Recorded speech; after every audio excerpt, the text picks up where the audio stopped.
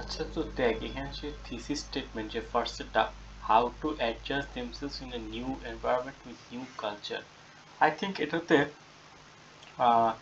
অ্যাডজাস্টিবিলিটি with new environment, এটা এরকমের যদি, তারপরে provides the opportunity to get into top university world with advance education system, এটাকে এইভাবে লেখা যায় যে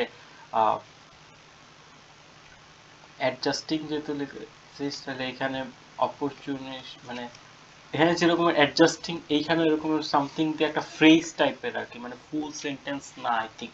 কারণ আমরা যতগুলা এই এসে টেসে দেখছি সবগুলোতেই দেখছি একটা how to adjusting themselves, adaptability in new environment, এখানে opportunities to admission in new universities or something like that, এটা আমি পারতেছি না, এটা একটু দেখ। তারপরে preparing them how to face alone in foreign place, এটাকে surviving in a new environment or living in a new environment something.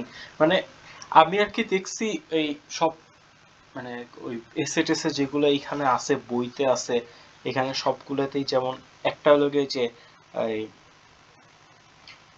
COVID-19 has caused financial fragility, increased unemployment rate, and discouraged new business starters and entrepreneurs.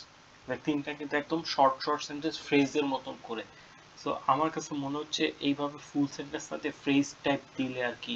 তারপর ওই যে COVID-19 কি,